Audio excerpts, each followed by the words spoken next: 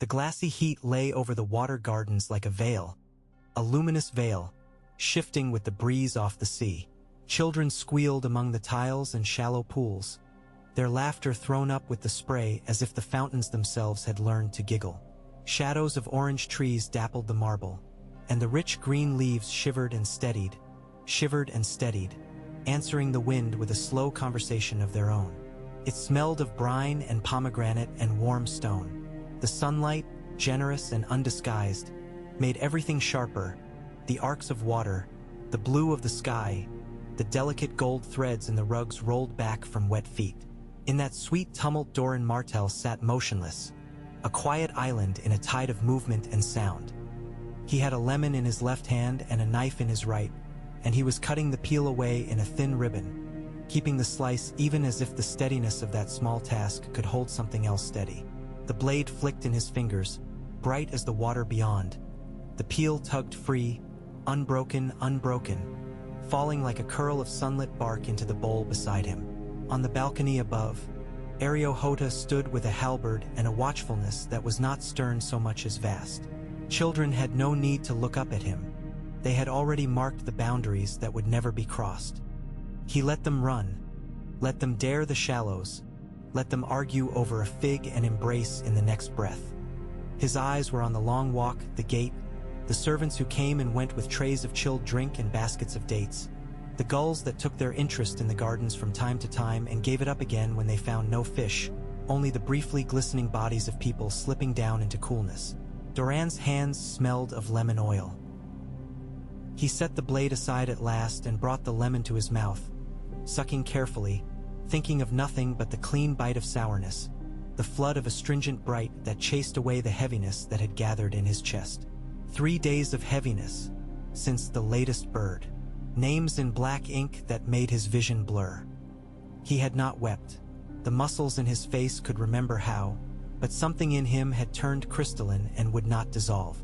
He had not eaten the dates offered, nor the slices of melon, nor the soft cheese dusted with herbs.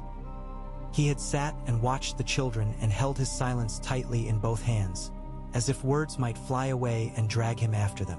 Elia moved with perfect softness on the stone. "My prince," he said at last, and Doran's mind filled the rest of the sentence with tidings before the captain did. He wiped his fingers in the water bowl and looked up. "Come, Elia," he said. "Will you share the sun with me?" His voice surprised him. It was not cracked, not raw. The trained instrument played at a familiar pitch, ready for measured exchanges and patient instruction. If grief altered him, it had chosen to alter him inwardly. Elia came down the stairs and stood where the mosaic peacock spread its tail, the blues and greens and small flickers of gold tesserae catching the afternoon. "A rider from the Prince's Pass," he said. "He bears a letter marked with the sun and spear." Tiny pause. "The seal is new." Doran drew a slow breath. "New," he repeated, "meaning what it means." "It is Oberyn's seal," Elia said, and the syllables were as distinct as droplets falling. "It is not your own hand, he claims." Doran's mouth remembered how to be dry. He looked past Elia to the glitter where water arced and fell, to a girl of 8 trying to catch her own reflection by stamping her foot when the water was still. "Bring him," he said. The rider was not as dust-caked as some. The water gardens asked for presentation, and the servants had done what servants do so beautifully there, washed road grit from skin without eroding pride. He bowed just far enough.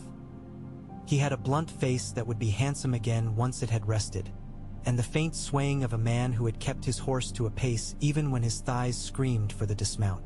Doran extended his hand, and the man set the letter on his palm. The wax was almost hot to the touch.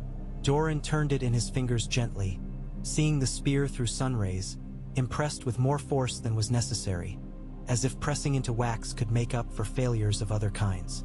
He broke it, and the scent of beeswax lifted and vanished. Oberyn's hand was always strong on the page, lines driven left to right like spears through the sand, the script unashamed of flair. "My brother," it began, and the rest was knives. Doran read without moving his mouth. The cadence of his breath stayed even. "A small thing, but Hota saw it and loved him for it. He read it twice and let the paper lower, making sure his fingers did not tremble as he set it on the bronze table beside the lemon bowl. His gaze did not lift to Ario's. "How long did you say the rider has been on the road?" "For days," Elia said. "Not much time for change, then," Dorne murmured. "And yet," he reached for the knife, then changed his mind and reached for the water cup. The first swallow was little more than wetness. The second reached his throat and managed to be cool. He set it down with a small click on bronze. "It is done," he said. Elia bowed his head. "Yes, my prince. Lord Clegane is dead." He found that the name looked like a stone dropped into a pool. He could set it down and watch the rings widen. His blood was black when he died, they say. Oberyn writes that he watched from a rooftop as the man stumbled out into the yard. He writes that his screams were loud. Dorne let that hang, a piece of language without adornment. He did not say it pleased him. "And Ser Amory Lorch?" Elia asked. Dorne's shoulder moved a fraction. On the third day, choked in the saddle until his face went the color of chokecherries and he slid to the dust. Oberyn thinks the honey worked well. He speaks of roses, as if in a garden. Perhaps it is well he writes to me and not to our mother. The small flicker gone again. He ends with a request I am already too late to grant or deny. Elia was patient. He writes that he invoked my name and Dorne's to explain himself, Dorne said. He says he did it as I would not. He asks me now to make truth of it. Elia's breath was deep and novelistic, thick with the scent of the gardens. He had never loved command. He had loved the certainty of devotion and the easier weight of a weapon than words. "You will make truth of it?" he asked. Dorne watched a boy lift a girl out of a shallow pool. How they trusted one another without thinking. "If I say no," he said, "then my brother has acted without sanction and will be hunted as a murderer. House Martell will have to apologize to House Lannister and to the crown for a viciousness done in our name, and Elia's name will be dragged again through court like a cloak that anyone might step upon. If I say yes," he turned the knife in his fingers without seeing it. "If I say yes, then we are at war." Children rushed by with the freight of their joy. Somewhere, a fountain hissed. Hota had known war in the way of men like him, between cities that had their gods in different shapes and their coins cut with different faces. Those wars were clear to him.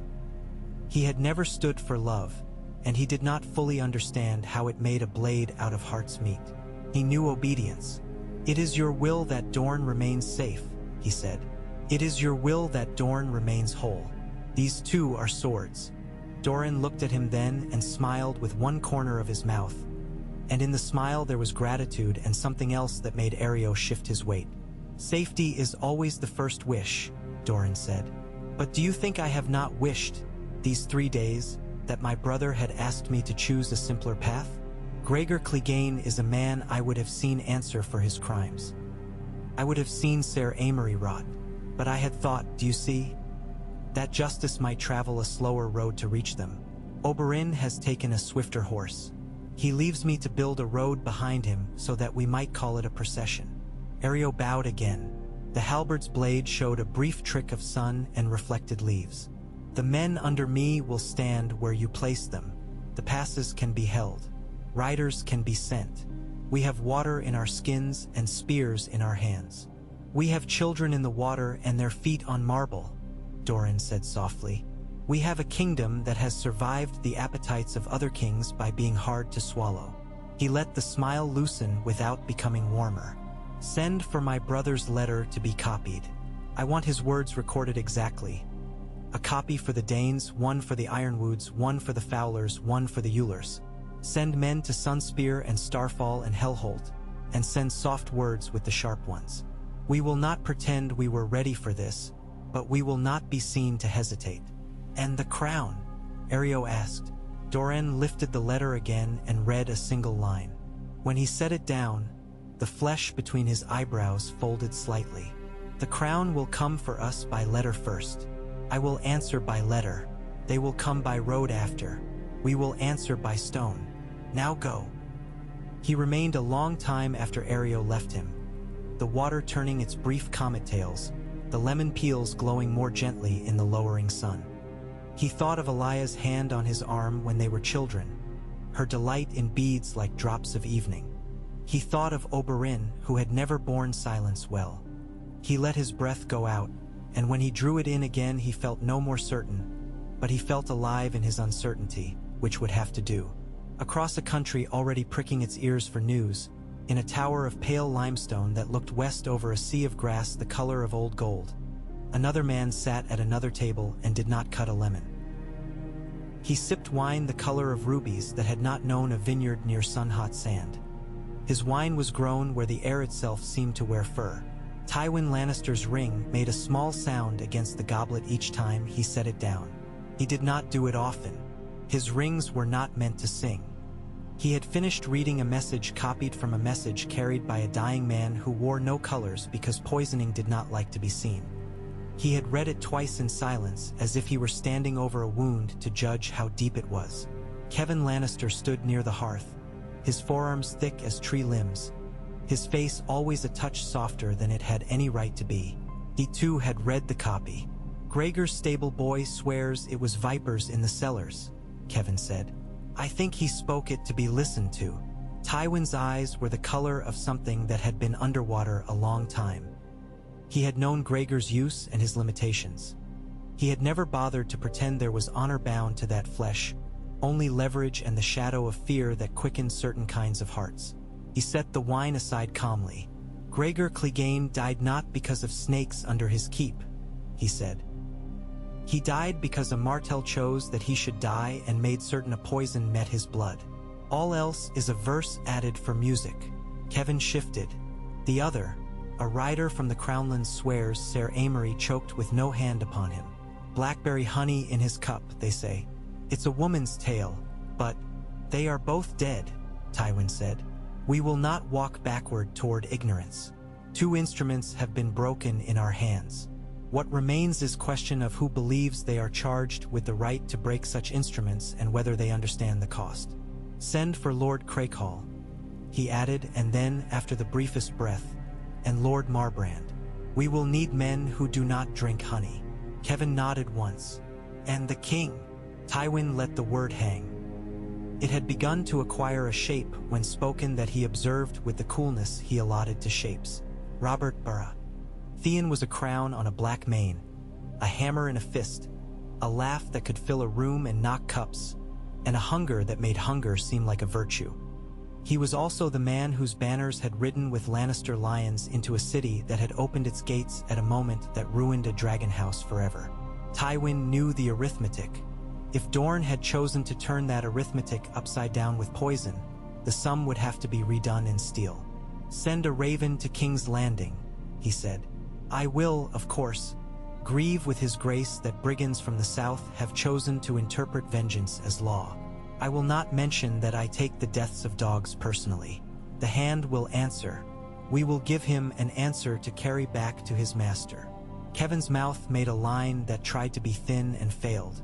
"Say the word, and I will ride to the marches by dawn," he said. "Randall Tarley will be ready to move. We will have night song at our back. We can." "Stop," Tywin said, with no force in the word and all the force in the world. "Listen to me. We do not gallop toward the Bone Way because we are angry and because we love banners on a clear horizon. The Bone Way is a lung that breathes arrows. The princes pass worse. We will not feed men to stone. We will write letters that are a form of war. We will count sacks and salt and grain. When the time for hooves comes, we will let the horses fly." He pushed the parchment with 2 fingers as if clearing a cutting board. "Find out which houses in the Dornish marches nurse old debts. Properly old, not last year's spat with a shepherd.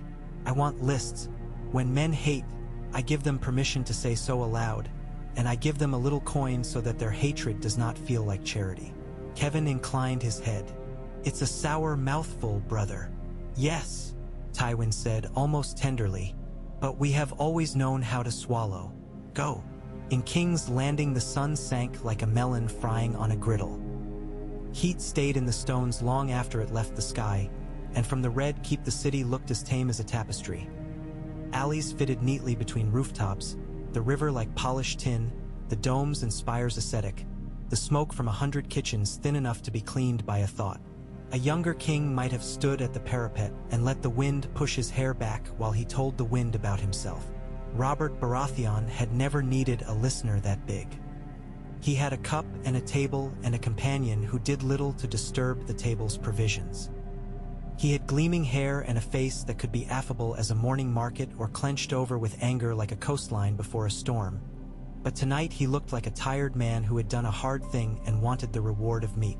Jon Arryn had the face of a hawk that had learned to sit on a glove and listen to a hunting horn instead of the pull of air.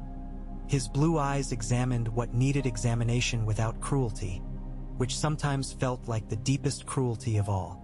He set his own cup down and folded his hands at the knuckles. "A raven from Casterly Rock," he said.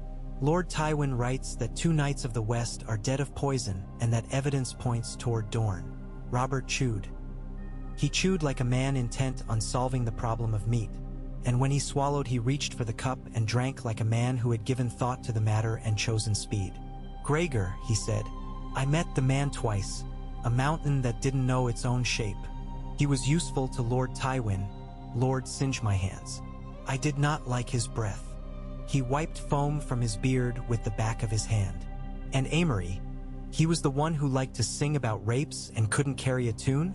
Jon Arryn let the pause sit like a small pebble on silk. "Your Grace," he said, "it is not our policy to speak of your subjects in—" "No," Robert said, and set the cup down harder than was necessary, foam jumping. "It's not your policy. Try to keep up. If aimless gods put a crown on my head, I'll say what I bloody like about men who take a sword into a nursery." He leaned back and breathed as if breathing hurt less than speaking did. "Dorne did not join us in the rebellion. They married dragons and mourned them. They stayed home. They wore their colors and watered their trees and waited to see who would hold the iron chair after all the blood was counted. I could have admired such prudence if I did not hate it. And now they choose poison. Nothing loud, nothing that looks like banners, like men who run at one another and shout their fathers' names. I should smash them." He made a fist and then opened it, watching his own palm. "But I will not be used. Tywin would have me smash on his behalf.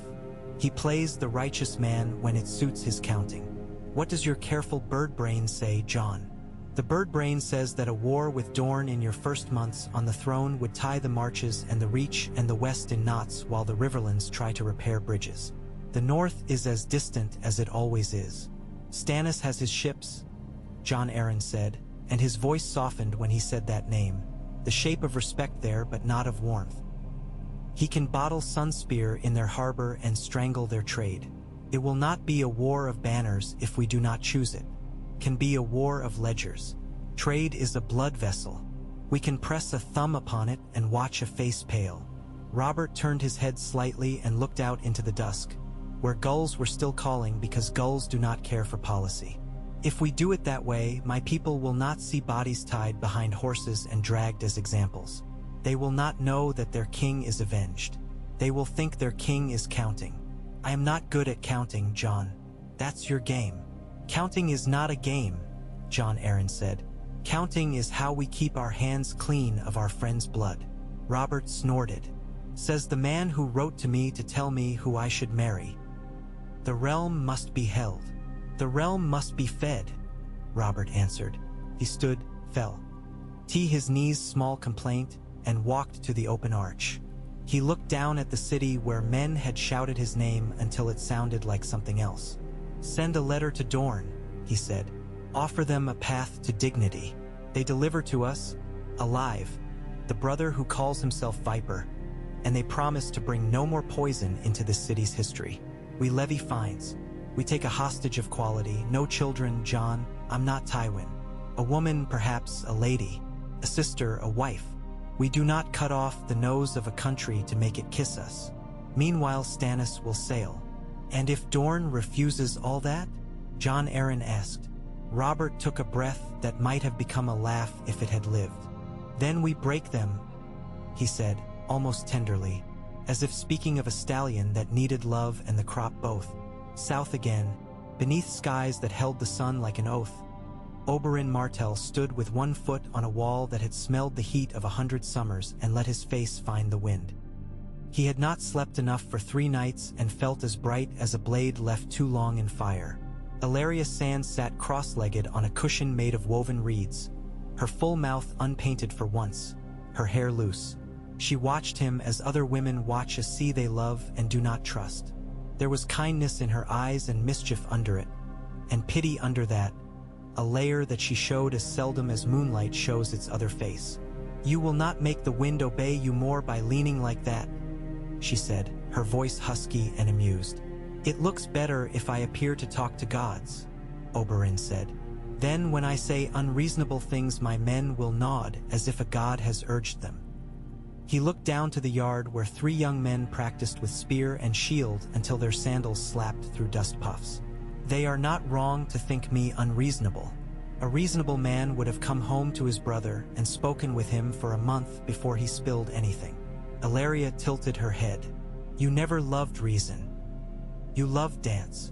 "I remember," he said, stepping away from the wall to sit beside her. He took a fig from a plate and bit it in half, the sweetness spilling down his tongue, the seed crunch a tiny explosion.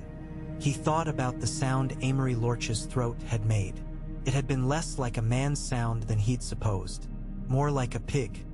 He swallowed, took the rest of the fig, and wiped his fingers on a cloth embroidered with suns. "Gregor was easier," he said. "Because you hated him more?" Oberyn shook his head. "Because he was a body that believed only in body," he said. He did not suspect the eloquence of other kinds of pain. He rode in his yard like a man polite to his own shadow, and when it turned against him, he was surprised. He tried to beat it as he beat everything. It is always easier to kill a man who thinks that the only way to die is by the sword in front of him. Elia reached out with her foot and touched his ankle. "Will your brother forgive you?" she asked in the smallest voice she ever used with him. He splayed his fingers, dark and long. "Dorne," he said, and the name was a kind of sigh. "Dorne forgave me for being born his brother. He forgives me every day because he loves me. He will not forgive me for turning his patience into rope for a snare. He will tell me that I have set steel in motion without giving him the map of steel's path. And he will be right." He looked at the shape of the town beyond the wall, a clutch of white houses like doves close together, a market square with fabrics like sails, a well where women drew water with a song between their teeth. "But I had to see these men die," he said, "even if I am hanged for it." Elia lay back, propping herself on her elbows, and the line of her throat was a line he had loved in many lights. "Do not let anyone hang you," she said. "The rope would be jealous, and I would be jealous of the rope." Her smile was quick, then gone. "Is the message sent?" "Yes," Oberyn said, "to Dorne, to Tywin Lannister, to the king. I chose my words. They will build their scaffolds of law and duty around them." He stretched until his bones told him they were still there. "We will hold the Boneway. We will hold the Prince's Pass. If they dare the desert, we will teach them that thirst is what law becomes when it stops being ink. And we will go into the marches at our choosing, not theirs. I have spoken with Anders Ironwood." She whistled a little between her teeth. "You are suddenly fond of our old enemies. I am suddenly fond of men who will bleed for their pride," he said, grin crooked. "We will not pretend we are one family because a letter told us so, but we can stand back to back while someone else swings at us." Elia rolled to her side, and the light moved on her as water moves. "And if the king throws nets over your brother's gardens?" she asked. "If a blockade tries to starve our spice and our cloth down to memories? Let them net the sea," Oberyn said lightly. "We do not eat silk. We have dates and goats and a son that will bake rye in men's bones. Let them board merchant cogs and count as if counting could fill a stomach. We will send our own ships by night. Some will sink. Some will reach Myr. Some will reach Volantis.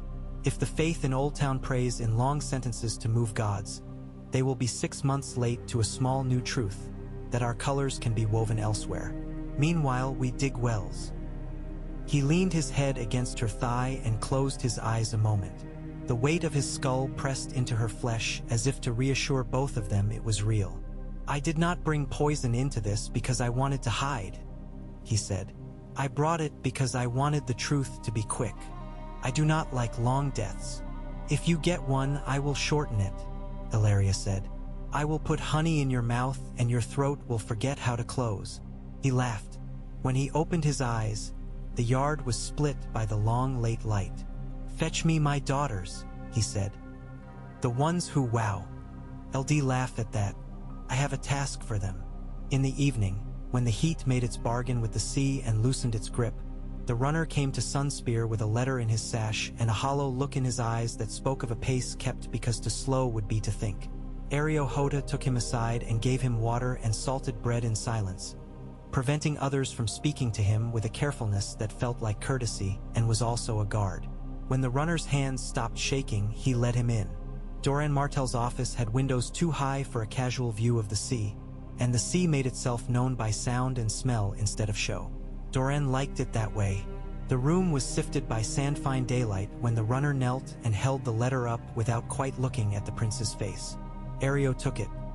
Elia always took it, not because Dorne's hands were too fine, but because a thing in Elia would never permit his prince's hands to be first to touch a thing that came from elsewhere.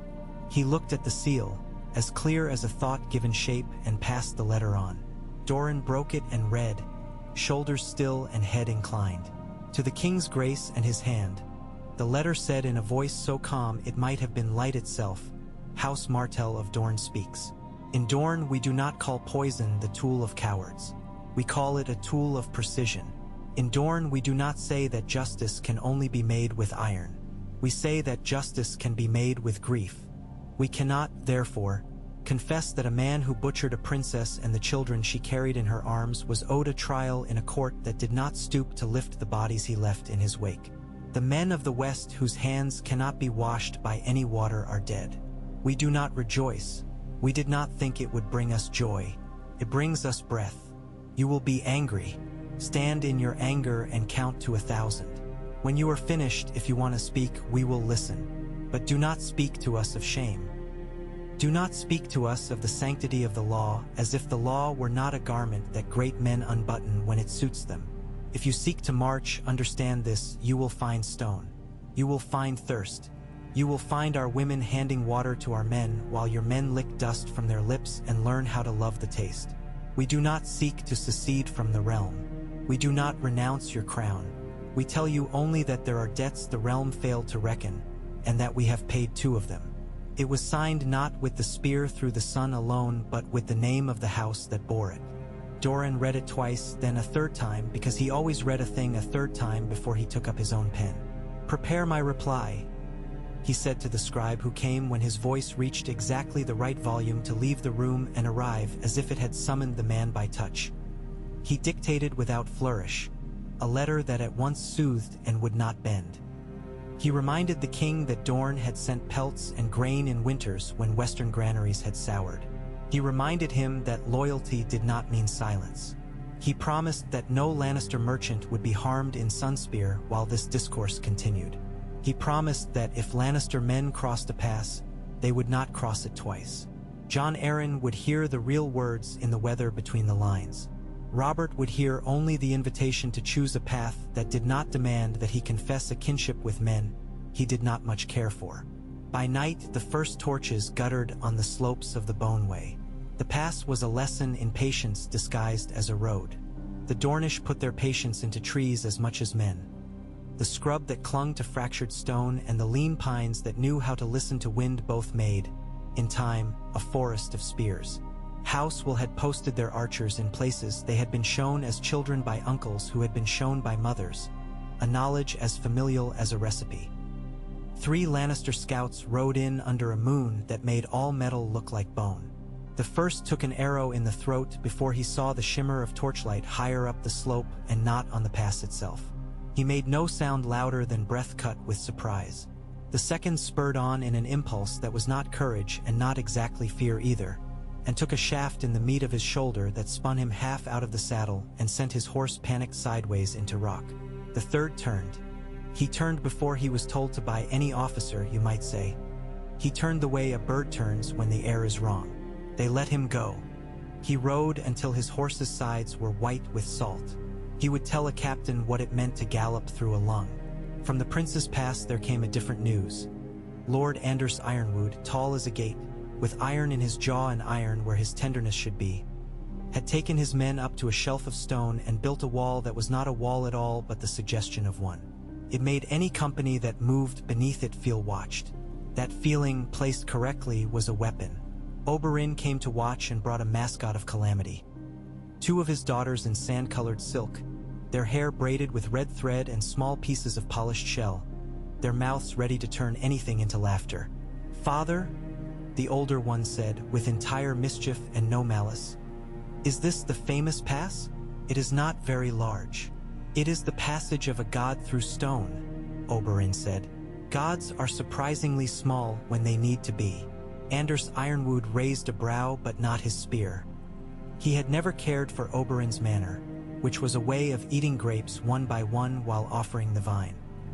"Prince Oberyn," he said in a voice hammered flat, "what is your plan when Lord Tyrell sends a boy with a good mustache to lead 10,000 men who only want to go home and fuck their wives, and they see only a few hundred of ours and conclude that they will risk any number of stones to make this problem vanish?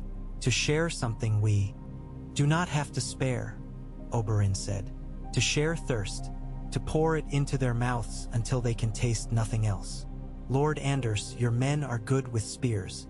Teach them to become shepherds of goats and send them into the hills with extra water. Teach them to vanish and to be seen just often enough to coax curiosity. Someone will come after the goats thinking he is clever. Let him, then shoot him. When they return with decreasing numbers and words that are only words, others will decide to try the bone way, where I will have placed a friend with a bad sense of humor and a bag of scorpions." The younger daughter giggled. "Real scorpions?" she asked. "Scorpions are always real," Oberyn said gravely, and Anders made a small gesture with his fingers that meant, in his language, "I cannot believe you said that out loud." They did not need to speak of the sea for several days. Stannis Baratheon spoke for them from the gullet of the Blackwater, where the smell of tar and hard-won discipline made air into something like a weapon.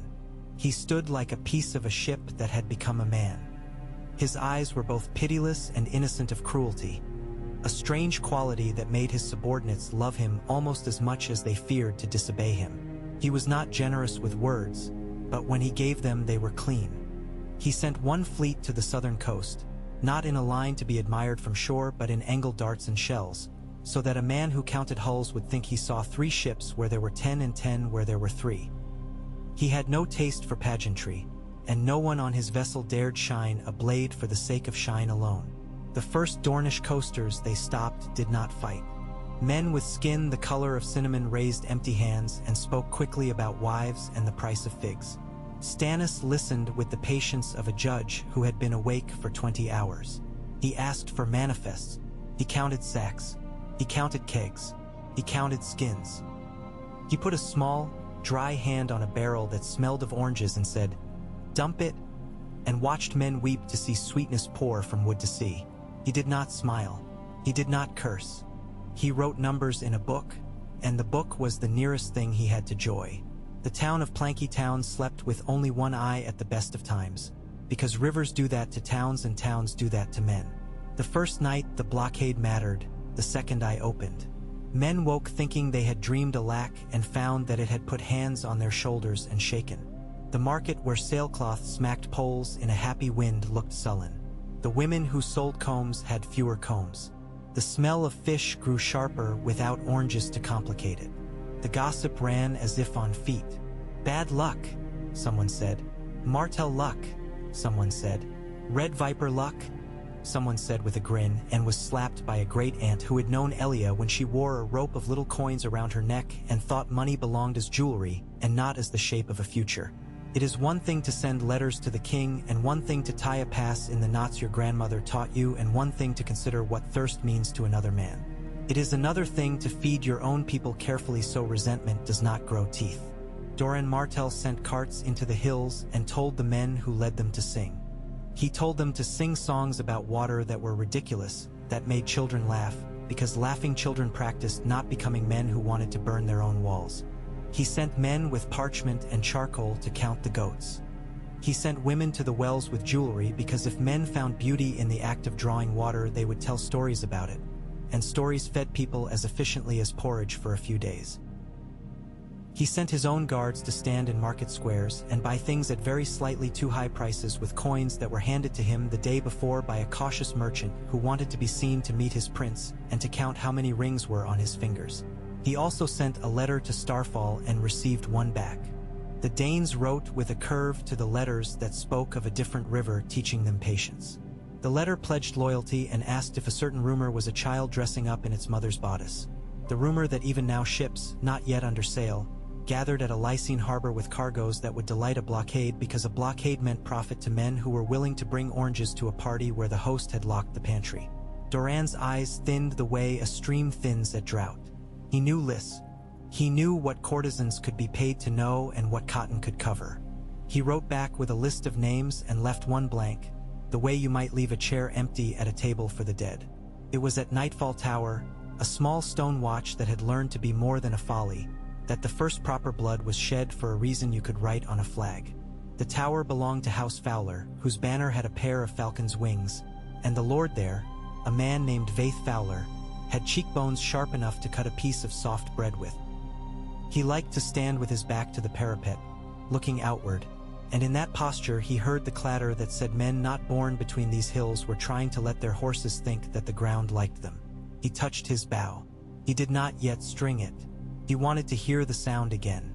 A company of marcher men rode into view, their shields new painted and rash with confidence. They were led by a pretty boy whose helmet plume made him an announcement. His mouth had a softness that had not yet learned that shouting can make softness ugly. He looked up at the tower and saw a woman's washing hung from a line and took it for insult. "You there," he called, although there was as yet no one standing on the parapet to answer. "I require passage in the name of the king." Lord Vaith measured his breath, then turned to the second man on the stair and nodded once. This man had hair as black as shoe polish and had been a boy who threw rocks at a passing raven just to see if he could hit it. He went up and let himself be seen, and the marcher cheered as if a man showing himself were the sign of a bargain consenting to be struck. "You require nothing but water," the Dornishman called down. "And you do not require that from me." The boy laughed.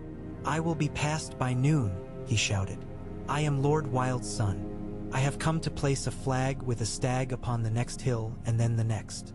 "You will place meat with flies on this hill," the Dornishman said.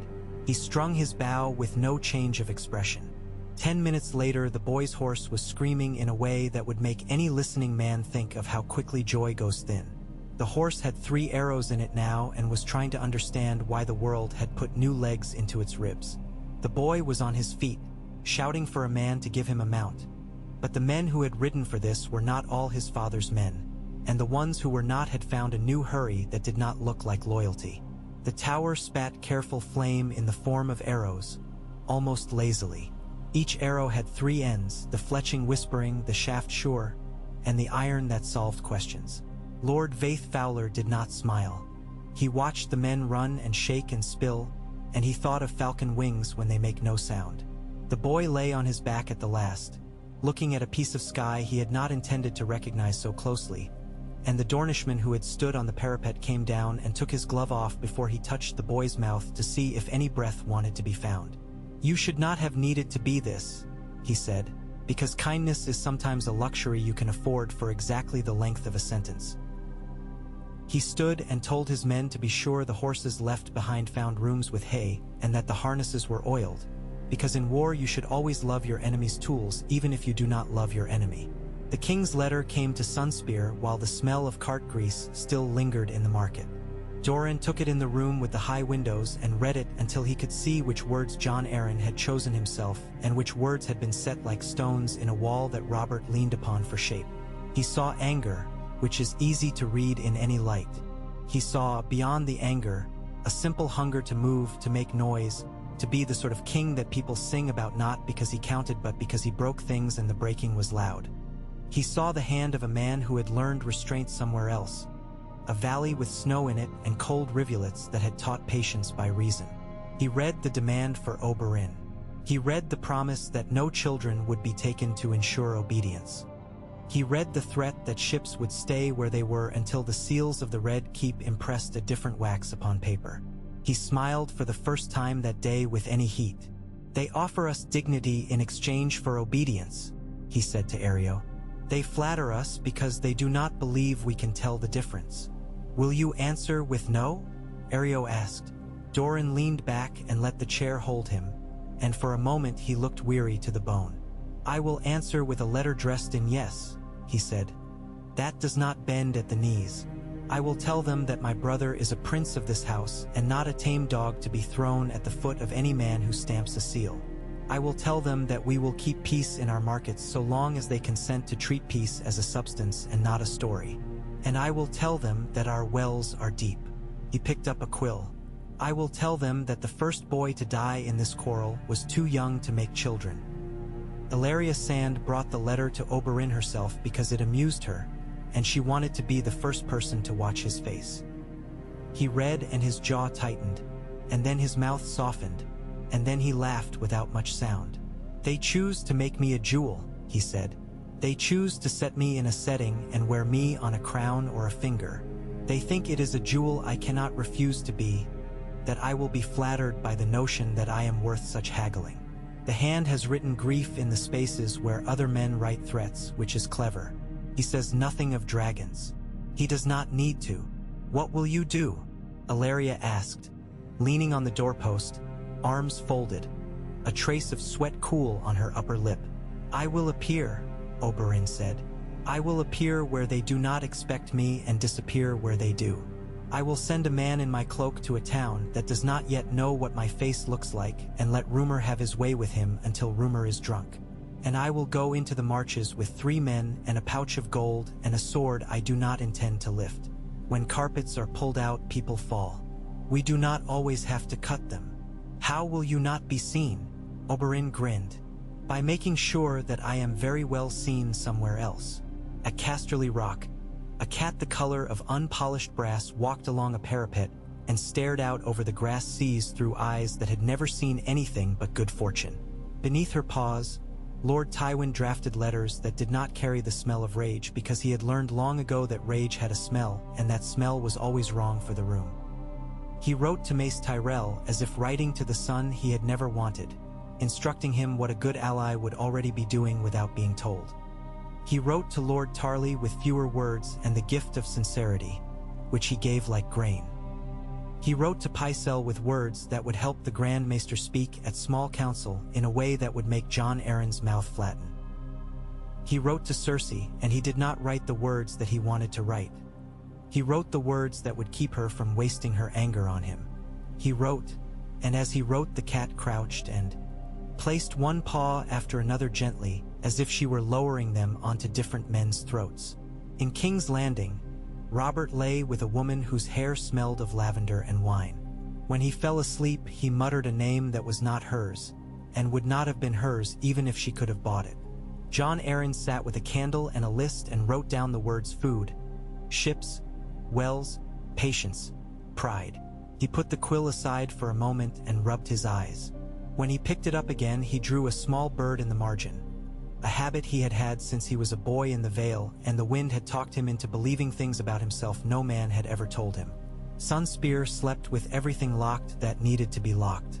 Hoda watched the moon carve the sea and did not move except to blink. Doran Martell eased his shoes from his feet and let his soft-soled slippers hold him as if he were a guest in a house he had paid for. He looked out into the night through his high windows and saw nothing but night, and that was a comfort. He went to his bed and lay on his back and thought of Elia at 8 screaming with laughter because she had splashed him, and he had made a face as if to be angry and then grabbed her by the waist and thrown her into the water, and their mother had pretended to scold them because that was what mothers did, and then she had flung a handful of water at them both. He closed his eyes. He did not weep. He had wept once when he was 20 and had known that he would be expected to become a man who wanted to sit on a seat and carry a title the way a man carries a bowl without spilling. He had not wept since. He fell asleep thinking about the shape of the Boneway, which is a ridiculous thing to dream about, but not in a country where stone is the last argument of kings and the first argument of the thirsty. At dawn, when the east was a bruise made lovely, the Red Viper walked through a town in the marches that had made its fortune on walnuts and women with quick tongues. He wore a cloak the color of fallen leaves and had his hair bound back like a stable boy. He stopped in a square where a well lifted its iron mouth to the light and listened without appearing to listen. Men spoke about Dorne in the ways they always had, fondly, bitterly, with admiration that pretended to be scorn. He did not need to plant rumors. They grew on their own here like hardy weeds.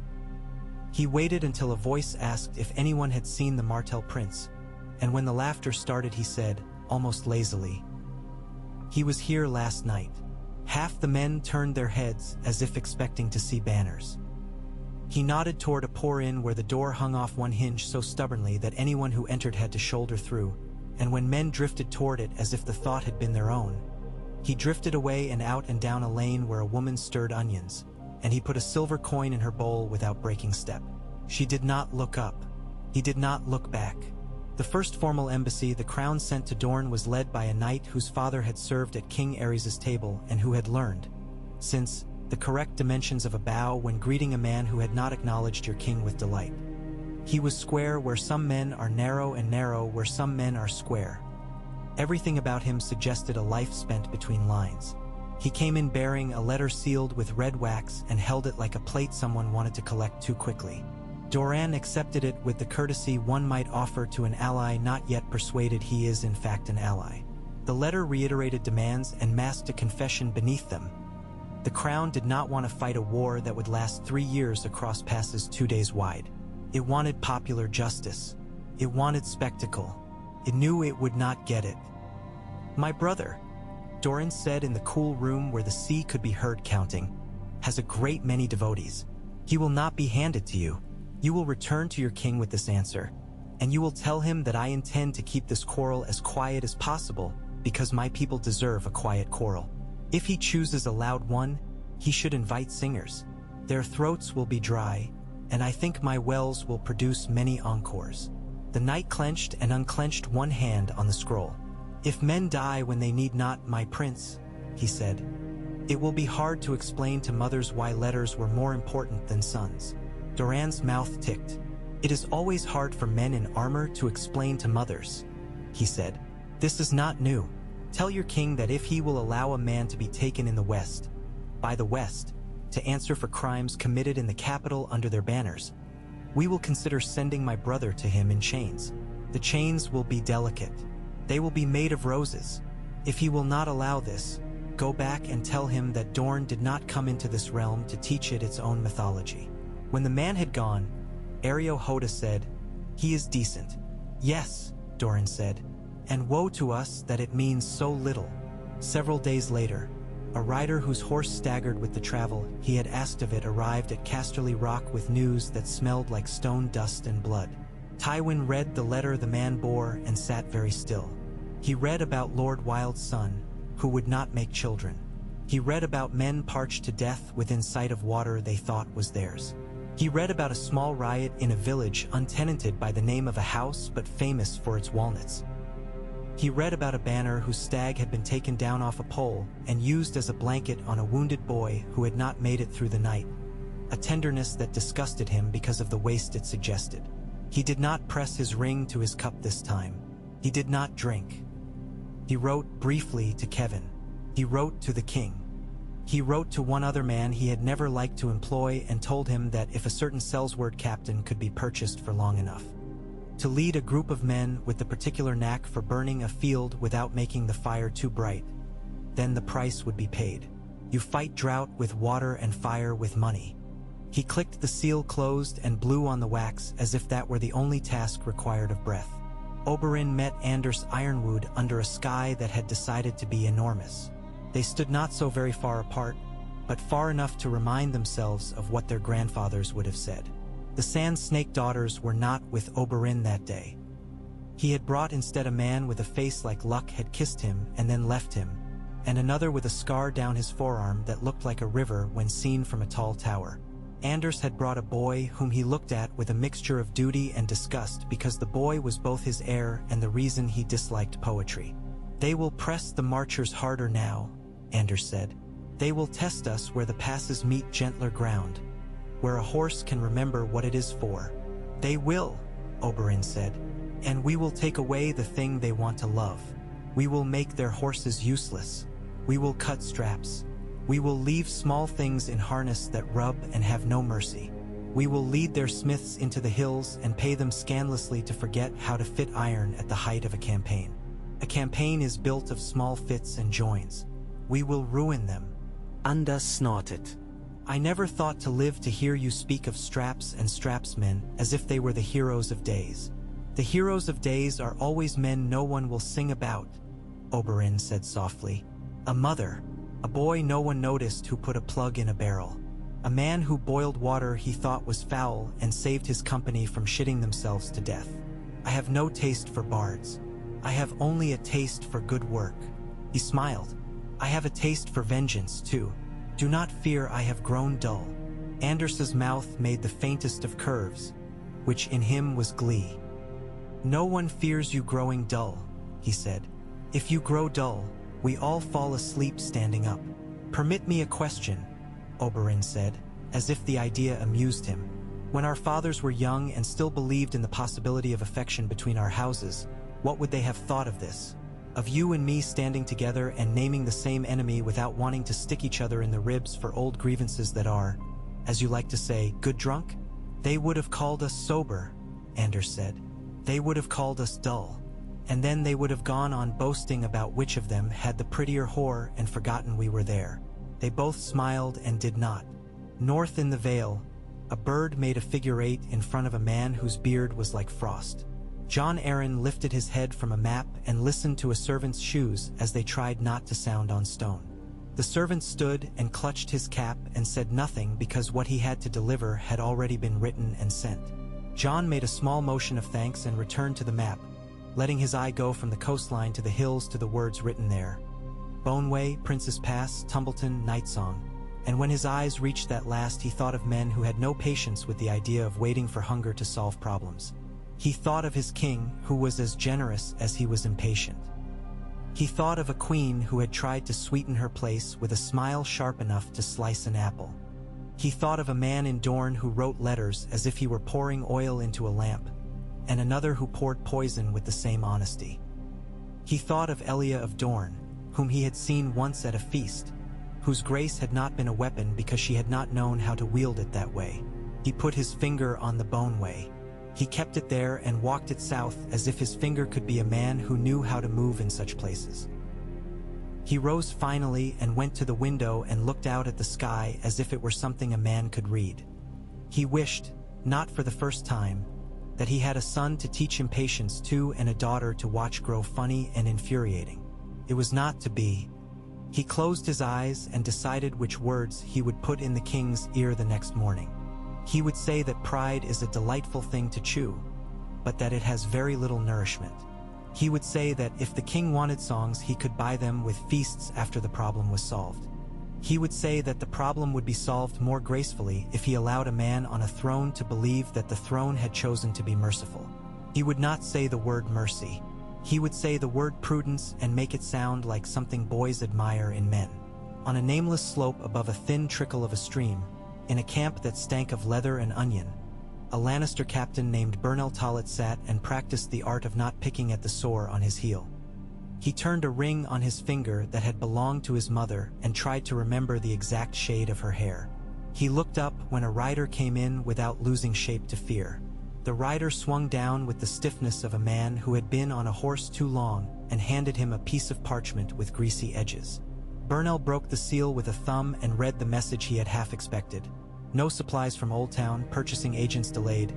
Hungry men thinking about the things men think about when they are hungry, and there is a town not far away with women in it who also have to eat.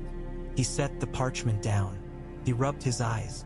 He told himself that he would not be the first man to order a foraging party and then pretend he hadn't meant what happened next. He told himself he would not be that man.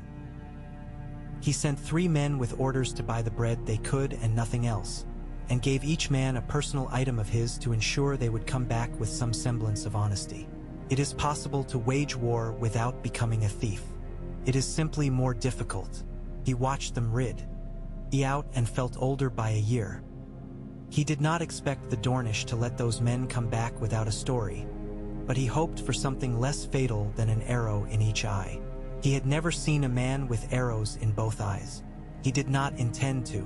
He fed his men a story about patience.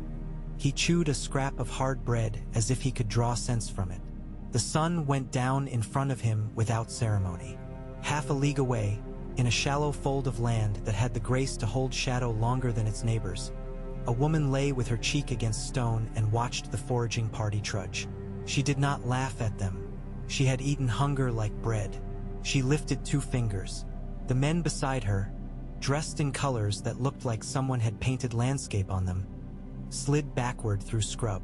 She went forward alone, slipping down the small incline with the practice of a lizard. She had a jar of something that had taken her mother 3 days to make. She had a small blade. She had a smile that could have been friendly but wasn't. She found the first man at the edge of a stand of juniper, convincing himself that a little theft was still a purchase if the man who had owned the thing in question had not been there to say no. She let the blade whisper and let the jar speak and let the man go down gently. When the other 2 came back and saw their friend sleeping, she told them she was tired and needed help lifting him.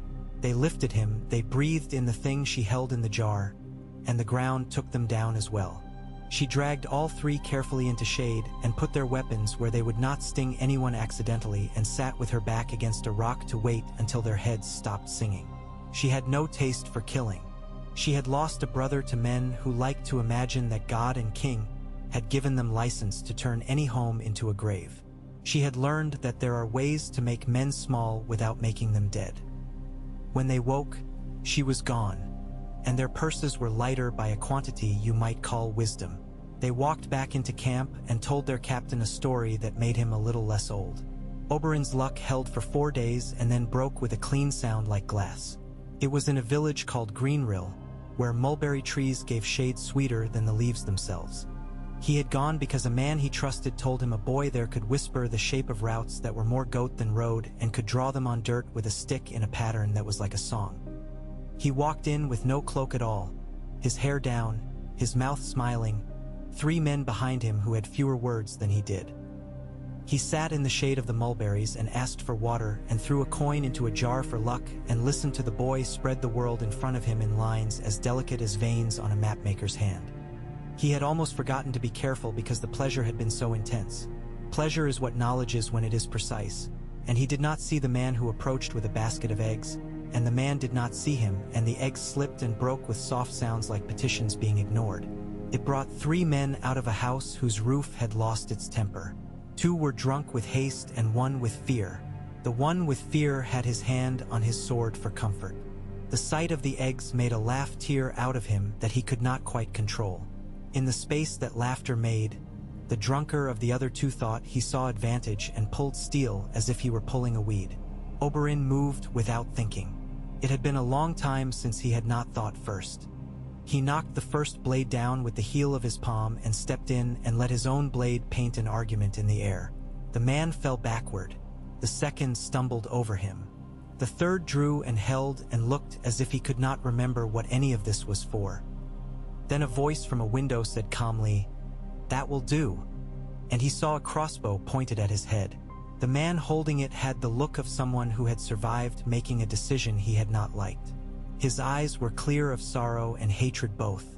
"You're Oberyn Martell," he said, as if suggesting the possibility that Oberyn might try to say he was not, and then the conversation would become one thing instead of another.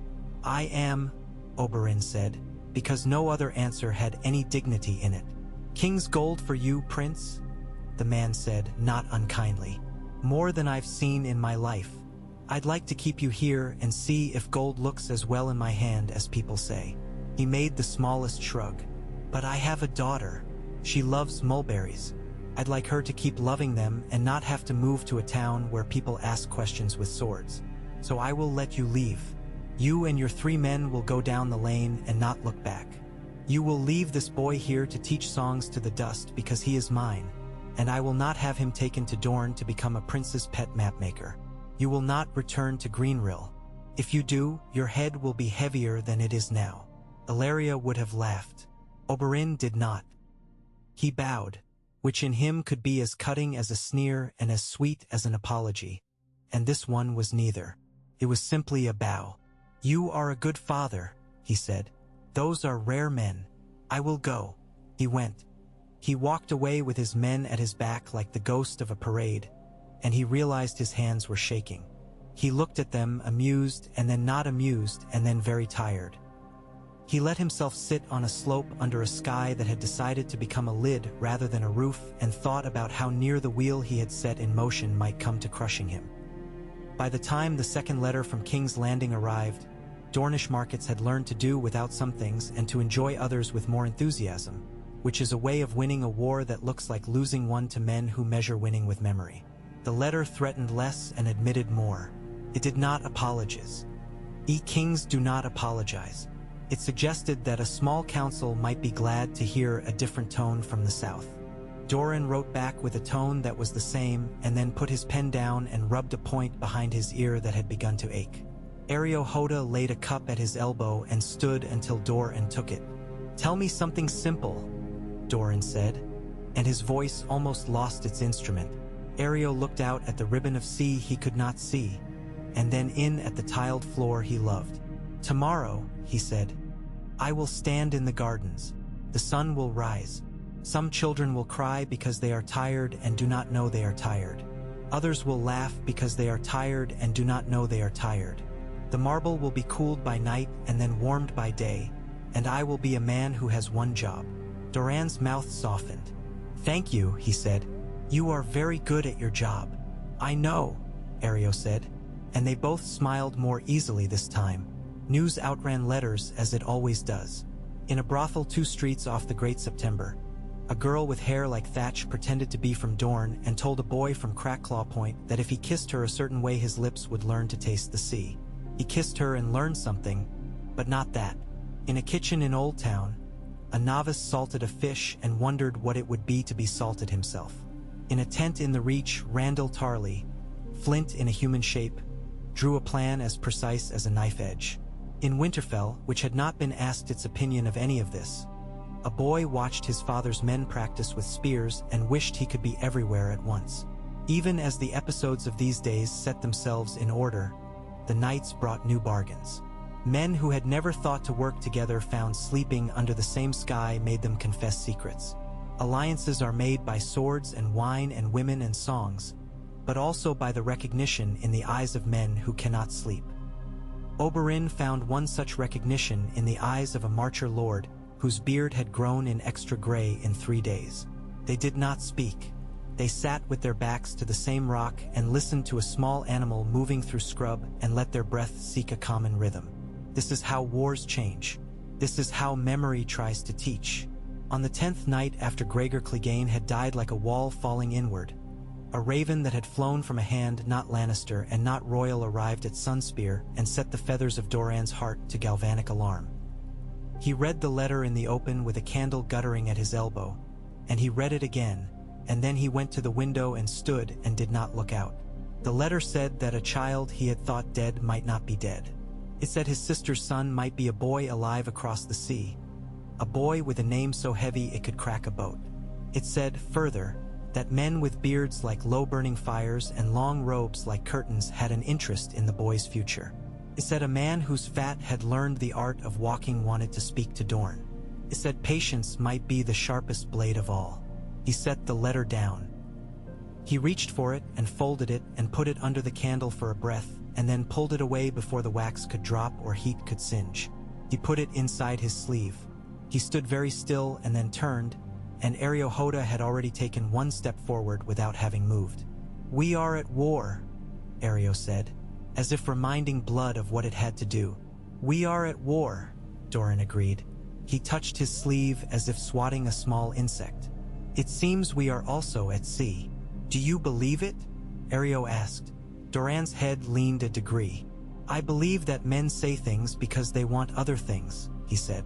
"What this man wants is not yet known to me. He has made an offer disguised as a rumor. We will listen. We will not kneel to a rumor, but we will put a chair out for it." He slept as if sleeping were a discipline, and in the morning he woke with his mouth tasting of lemons and ink. He went to the water gardens and watched the children watch their reflections. He knew he had been placed at the fork of two roads, one that demanded endless letters and narrow bread, one that demanded blood in quantities so large the numbers would require a new arithmetic. He knew, too, that there was a third path that curved like a snake's trail through both, and that path was made of the word later. Later was a country Oberyn had never been permitted to visit. He was not inclined to begin now. He led a party at dawn into a gap between stones that was less a path than the memory of one. He carried water on his hips and a song in his throat and a knife in his sleeve and the weight of his sister on his shoulders that had never changed since the day he understood he had been too young to protect her and too old to forgive himself for his youth. He thought, as he stepped into the shade that had no patience for men, that Elia would have told him to be kind. He thought that kindness was like water, you could only share what you had. He adjusted the strap that bit his collarbone and told himself to love the hurt. And above all of them, in a high place where a bird might go to consider the truth of its wings, the sun climbed and the day took breath and the realm looked like a plate set on a lap and a man looked at it with love and calculation and wonder. The pieces shifted. A black-haired king, a golden lion lord, a cautious hawk, a viper that would not sleep, a man with a halberd whose patience weighed enough to hold a wall, a woman who laughed and loved and wanted to live in a world where men did not die foolishly. The pieces shifted, and the sound they made was history, quiet first, then louder. The passes breathed. The sea thought about hunger. Dorne stood in its heat and did not bow. And somewhere in a city across a different sea, a boy might have looked at a sword and not yet known why it made him want to cry. At dawn, the passes breathed frost and dust in the same breath, a paradox the hills had learned to hold without discomfort. The light came softly down the ribs of the boneway, and the stones gave it back hard.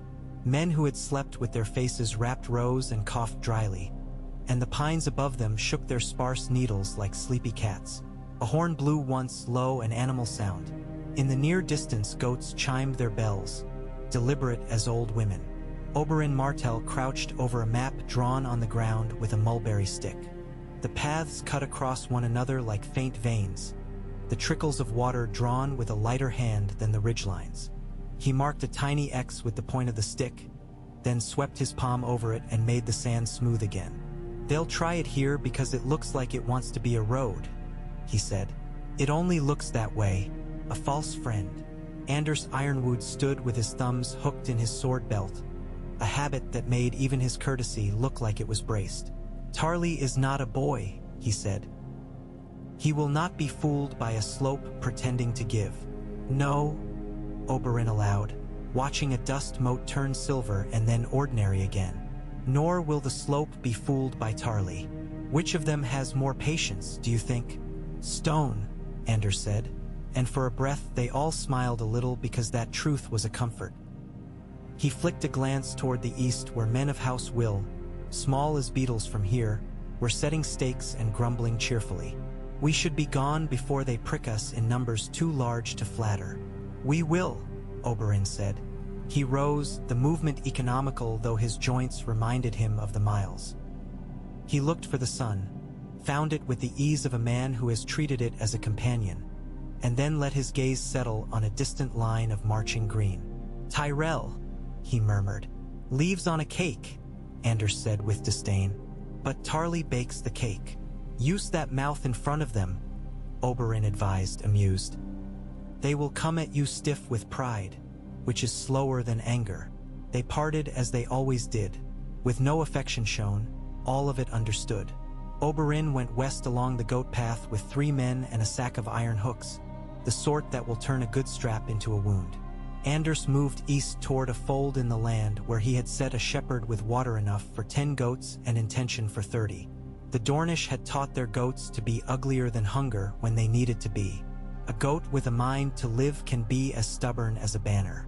By mid-morning, the Reach banners were small orchard squares walking out of their own painting. The stags of the marches shook their antlers impatiently, not knowing they would be remorseful by nightfall.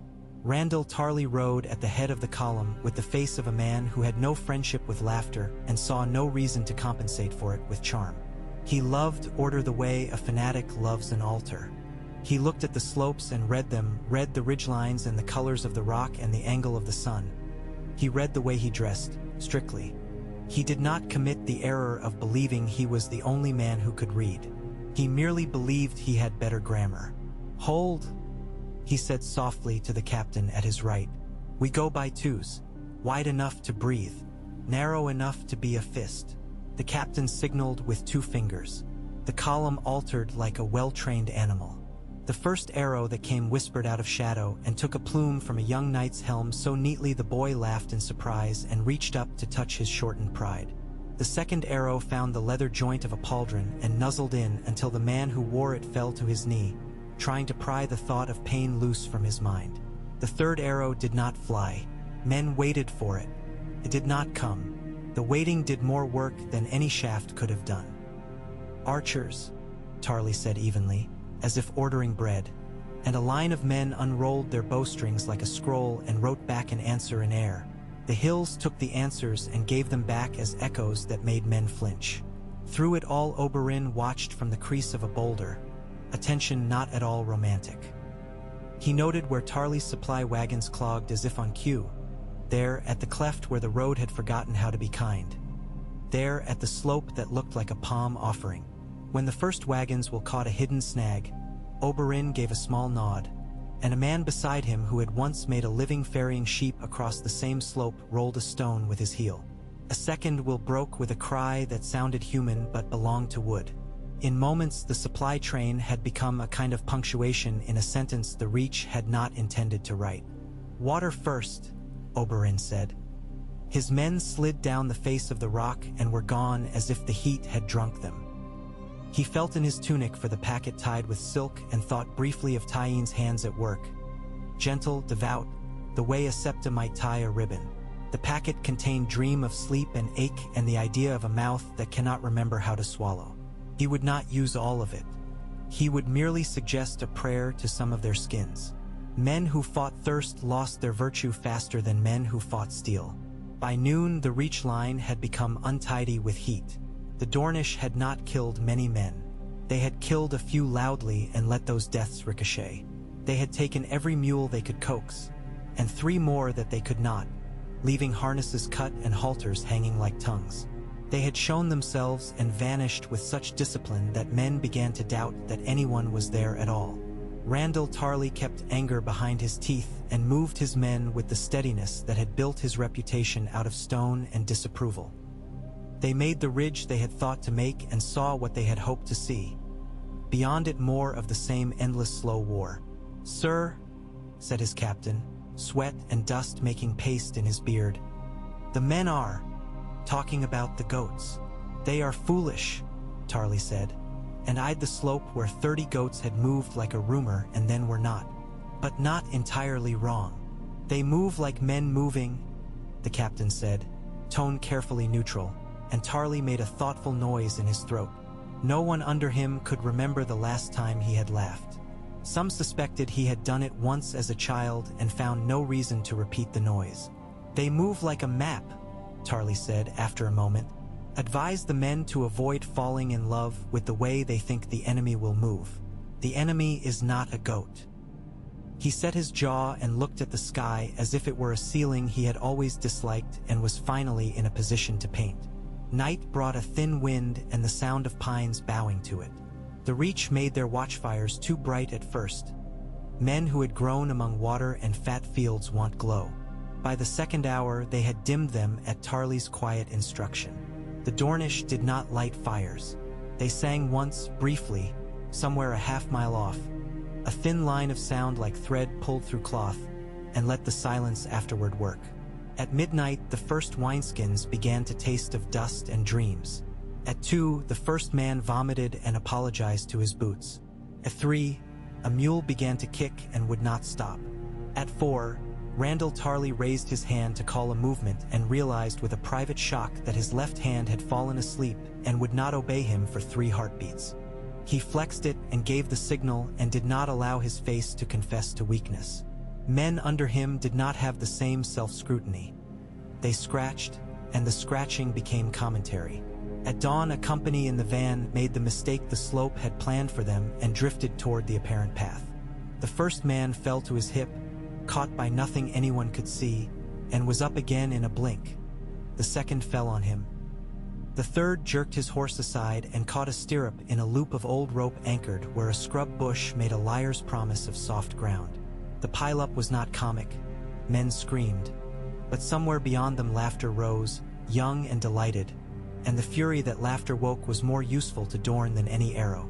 Oberyn stepped out once in the course of that day, and only once, showing himself on a rock with the sun full in his hair. He stood with the insolent grace that made men bristle and women smile. He did not wave. He looked at Randyll Tarly across the open space between kings of different kinds. It was a brief look, and it burned a small brand on both of them. Oberyn nodded once and vanished. Tarly swallowed and spit. He had met men he despised. He had met men he respected. He was not yet sure which sort Oberyn Martell would be in his history when it was written, but that it would be written he did not doubt. Elsewhere the sea learned a new tune. Stannis Baratheon's blockade clamped its jaws on the southern coast and held. But ships have always known more about the word unless than land generals like to admit. The stepstones had been lifting and lowering contraband like a hand playing with dice since before the Age of Heroes learned to speak its name. Small cogs that did not blink at rocks found the lanes at night the way a house cat finds old stairs. A skiff with 3 sets of oars and a sail made from patched silks slid through a gap like a letter through a lover's door. On the deck, Obara Sand stood barefoot, her toes gripping as if the ship were a thing that might buck her if she didn't grip it back. She had a long spear and short patience and laughed when the first storm of the season blew itself thin against their mast. Her sisters did not all love water. She loved war, which is a different element. They did not fight Stannis straight on. A man would be a fool to seek an argument with a cliff. They watched. They sent a decoy with a deck loaded with amphorae, each painted with vulgar dolphins. When Stannis's boats closed, the amphorae poured into the sea and broke, and the sea turned slick with oil, and the flames that rose afterward wrote a small angry letter into the night sky. The other boat, 3 cables off and quiet as regret, slithered south with a hold full of dyestuffs and letters whose seals were daubed in a color everything in Myr was calling sandrose this season. When the dyestuffs made their way into Dornish looms in Plankytown 3 weeks later, a group of women there invented a pattern that looked like waves eating fire. It sold better than grain. The blockade taught them fashion. Blockades often teach the besieged to trade. Stannis watched his men put out the oil fire and only allowed his lips to pinch after the last line had been hauled. "They're not playing at pirates," he told his master of ships. "They're playing at hunger." He rubbed at the bridge of his nose as if pain could be disciplined by finger and said, "Stop counting what burns. Count what gets through." "What gets through is small," his man said. "So are knives," Stannis answered, and turned a page in his ledger, the sound of paper like a ship turning. In Sunspear, letters accumulated with an eagerness that made Doran Martell's hand ache. He wrote by day and read by night and let Hoda feed him the small bites of food he would otherwise forget to lift to his mouth. His children's voices, the perpetual bright clamor of the water gardens, ran on beneath the ink like a string drone under a tune. He was calmer than he was rested. He took the letter from Illyrio again every other night and held it up to the candle enough to see the edges change color and then set it down once more, intact. The boy across the sea was a rumor, and rumors were chairs you could fall through. But he had never thrown a chair out of a room before he tried it. He told no one of the letter but Ario. Ario received it like a man receives the weather, neither rejoicing nor grieving, merely adding it to his day. "Their blockade is clever," Doran said finally, one afternoon when the light in his high windows was the color of patience. "Clever in the way a wall is clever. But walls have doors if you look for them, and if you cannot find doors, you make windows." "We are not starving," Ario said, offering a figure. Doran took it and did not pull away when his fingers touched Ario's thick, warm ones. "No," Doran said. But if we call this life for a year, our people will begin to think we are asking them to love a miser's table. Pride will carry them for a time. So will anger. Neither feeds children. Ario grunted. We have wells. We have wells, Doran repeated. We do not drink wool. He leaned back and let the chair take him. It is time to give the crown something it can call a victory. We must choose the coin. He offered his choice to Jon Arryn on paper as smooth as glass. The hand read it with a face that told nothing and much. He took it to the king with his framing already done. Robert read Doran's careful lines and snorted. He will give us a guest, the king said. As if I care for dates. He will give us the right to search any ship under the Martell sun. He will allow my men to hold a fort on the marches for a year and stuff it with barley. He will... He squinted, then corked his mouth. He will bring his own grief for my company. It is a generous offer, Jon Arryn said quietly. Generous in the way that confesses power while appearing to yield. If we do not take it, we must be ready to persuade the realm that prolonging this will provide them with something they can stew for supper. Robert closed one eye, peering at the letter as if the words would confess their guilt if he stared. Doran Martell offers me the pleasure of seeing his brother at my table under a promise of good behavior, he said. He promises that no long knives will appear from his sleeves while my back is turned. He promises to let me pretend I am letting a viper into my house as a favor to a man who has been... What is the word, Jon? Prudent. He set the letter down with less violence than he might have a week ago. Tell him yes, on condition that Tywin Lannister brings us something we can call justice. I will not entertain Martell while the lion refuses to purr for me. Jon inclined his head, and the corner of his mouth almost lifted. Justice in writing wears different clothes for different men, he said. What outfit shall I suggest to Lord Tywin? An apology, Robert said, surprisingly swiftly. In public. In the September speaking Elia's name as a thing to be washed. I want to put his nose in it. Then I want a levy so large his gold will feel the loss when he rolls in it. And I want him to hand over the man who led the first sack of a nursery in my name. Dead men do not present themselves, Jon said. Then I want the man who paid him, Robert said, and for a breath the room cooled. Jon Arryn made no movement at all. Lord Tywin will not give himself, he said. Then he will give me someone, Robert returned, stubborn as a rock in a river. He will give me a name I can hang and a mountain of words to make it look like this is what he wanted all along. And he will give me gold. I am tired of pretending I love the smell of lions. Letters rode the kingdom as if they were horses that never tired. Tywin Lannister read Robert's demand and allowed himself 3 breaths with his eyes closed. When he opened them, the world was arranged again into objects and men to be moved. He wrote to Pycelle. He wrote to Mace Tyrell. He wrote a letter to Jon Arryn that would fold well. Then he wrote one to Doran Martell, a letter few men would ever see. Said, I do not forgive poison. Said, I do not forget who I am. Said, I will give the king his spectacle. It did not say what else he would do. He called Kevin and told him what had to be told. He called his steward and told him to bind money until the money squealed. He called a man of his who was less a man than a rumor in a leather jerkin and said, Not yet, when that man licked his teeth. Return when the world looks the other way. The first day of the moot at Old Town dawned with gulls that would not be quiet, and the high tower sent bells down over the city until the water itself seemed to shiver. Mace Tyrell arrived early, draped in his own importance. He brought a procession that made the streets look briefly like a parade in a children's book. Jon Arryn was there with a retinue that smelled of clean wool and caution. The king delayed by a day to make the gesture feel important. When he arrived, he brought the sound of iron and a laugh loud enough to make men smile in spite of themselves. Tywin and Cersei came with a modest train and faces that confessed nothing the world didn't already believe. And Dorne came last, deliberately, the sun at their backs, their horses light-footed and their banners muted as if the color had come to sit and not to shout. Doran did not ride at the fore. He came in a closed litter because the journey had taken its price in joints that had become fragile under the obligations of state and weight. He stepped down with care and stood tall once his feet were settled.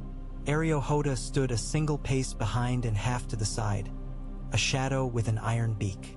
Ilaria Sand walked with Oberyn, who had tied his hair back with a piece of red silk and put nothing else red on his person, a sign with no dictionary that made those who could read it smile. The moot convened under the high tower's tolerant eye. The high septon, full of kindness for the poor and impatience for men who used kindness as a theater, spoke the opening words. The room smelled of beeswax and salt and men who had walked too far in shoes too tight. Jon Arryn spoke in a voice that could be heard without effort, which is one of the offices of power. He invited the king to speak. Robert Baratheon looked around the room and saw men he had fought beside and men he had not loved and men he had never bought here. To distinguish, he said, I am here because I would like my people to eat fruits that do not taste of a war I am not interested in feeding any longer. I am here because the woman who died in a room that was mine to defend did not deserve her ending. I am here because I would like men to bow their heads when I ask them to, and raise them after. Do not make me a schoolmaster. I have no cane to hand. He sat. Mace Tyrell rose and spoke of fields. Randall Tarley spoke sparingly and made his words fight for him. Stannis spoke once, from the back, and the room adjusted to it the way a spine adjusts to truth. Tywin spoke last for the West, his sentences jeweled to the point of ornament, and when he finished, a murmur moved over the assembly because they had listened and been held and did not like to admit it. Then Doran Martell spoke, and his voice did not try to hold anyone. It was soft, and men leaned forward to hear it, and the act of leaning forward did its work. I am not a man who loves loud answers, Doran said. I am a man who loves the shape of things as time makes them after we have stopped trying to force them. I do not ask the king for sorrow. I ask him for dignity. My sister's name lives in rooms where men eat. I would have it live in the September. I do not ask the West to ask my pardon. The West does not yet know how to ask anything. I ask instead for a weight to be taken and put on our scale. We have borne heat and we have borne thirst and we have borne noise. We can bear this too. But the realm must see that the Martell sun is not eclipsed by any lion's shadow. It should have ended there, with arrangements made in private and a public feast to make the arrangements look like friendship. But Oberyn Martell had not come to Old Town to go home with polite paper. He rose, not asking anyone's leave, and he took a small roll of parchment from his sleeve. He did not look at Tywin. He did not look at Robert. He looked at Jon Arryn and said, I have something that belongs to the realm. You will give it, Jon said quietly. I will, Oberyn said. He passed the parchment to a page, who passed it to another, who passed it to the hand. And Jon Arryn read it and something in his face altered, not shock exactly, but the bruised acknowledgement a man gives when a suspicion he did not want confirmed is confirmed by the neat stroke of an initial at the bottom of a letter. What is it? Robert said, impatience like a muscle twitch. A note, Jon said, his voice steady. From Lord Tywin to Lord Crakehall, written in the last days before the sack, authorizing the use of a particular man, blooded and known for certain appetites, if the gates opened. It advises brevity. It suggests a stipend to silence after. It bears Lord Tywin's hand and seal. He turned the parchment so that the golden lion impressed their glinted. This is not a warrant for murder, Jon added almost gently, but it is a leash shaken in a way that invites certain dogs to expect meat. Tywin did not blink. Forgeries of my hand are not unusual, he said, as if discussing whether. Jon Arryn looked down again at the initial, and then up with weary compassion. If this is a forgery, he said, it is one done by a man who has had the pleasure of your seal press in his hand and your style in his head for years. The room shifted and swelled like the tide with mutter and dread, and a kind of excitement men are ashamed to confess afterward. Robert stood, the motion shorter than his temper. You told me, he said to Tywin, that you brought me a city. You did. You brought me ghosts with it. I drank to your health because I am a fool and love men who hand me victories. Now I learn the victory had rot in the fruit. I'll have it cut out. Cut out how? Tywin inquired, silk over steel. Publicly, Robert said, and his smile was terrible in the way a broken gate can be terrible. You will speak in the September. You will speak names and you will say you are sorry, and you will say it in such a way that men believe you, which will be harder than any battle you have fought. You will give me 10,000 dragons to lay upon the water gardens. I will hear laughter in those shallow pools I would not have otherwise, and that will salve me. You will give me the man who carried your note, if he still breathes, and you will step aside as warden of the West for a term of 7 years. A sound like a glass dropped on stone moved through the lords gathered. Cersei Lannister made a small intake of breath that could have been pain or outrage. Kevin looked at the floor as if seeking a knot in the wood to love. Tywin's face did not change. It did not know how. The West is mine, he said softly. It is mine because I am the West. Jon Arryn's voice was even. It is the king's, he said, and he delegates. Robert's laugh came short, unsweet. Gods, but I would have liked you as a brother, he told Tywin, not fondly, and then, take the words or take the war. I have a hammer the size of your house, and if I swing it at your minds, we will see whether gold bruises. In the silence that followed, it was Kevin who moved. He did it the way a man stands when he is about to lift something very heavy. Brother, he said, and there was more in the word than rummaged obedience. There was love and suffering with it. We will take the words. You will keep our pride while I keep our future. Let me hold the West a while. Let the lion lie down. It is not death. Tywin stared at him as if seeing for the first time the man he had always sorted into a category called useful. He inclined his head by a measure so small it might have been wind moving a leaf. Very well, he said. It took him effort to make the words not taste of ash. Humbled men often live longer than proud ones. Robert let out a breath as if the room had been pressing against his chest. Good, he said. Now bring me a cup. If I must listen to an apology, I will do it drunk enough to enjoy the spectacle. It did not proceed precisely as anyone had imagined because nothing ever does when crosswinds and men are involved. The high September was filled to the point of discomfort. The gold of the candles sent light racing into places where dust had thought itself safe. Tywin Lannister stood before the altar of the Seven and bent his neck, and the sound that moved through the city when he did so at a gesture not his own could be felt underfoot like carts on a bridge. He spoke words shaped by a man who had never favored them. He said Elia's name. He said the word wronged. He did not weep. He did not pretend to. He gave the realm what it asked and no more. Dorne listened with his head slightly down and his eyes closed. And in his imagination the sound was not a lion's and not a king's. It was water over stone. When the words were done, the king rose and turned in a way that made his mantle flare blandly, and addressed the city. He proclaimed the days of Elia, 2 in number, to be observed each year across the realm, a fast first and a feast after, and in the feast he would forgive men who spent too much money on pomegranates because that pleased him. He announced the levy on the West and made it sound like a sacrifice to joy. He announced that Lady Elia's likeness would be raised in the September's north transept as a mother with her children in her lap, and that men would touch their fingers there and remember gentleness. He announced, lastly, that the blockade of Dorne would be lifted at once, and that any man who took the king's coin to harass a Dornish ship after that day would find himself missing parts of his body he had thought were his. The city swallowed it in gulps. The moot ended in a meal that lasted until the moon came and went. Tyrells strutted mildly. Marchers drank with honorable sulk. Reachmen spoke of barley and barge poles.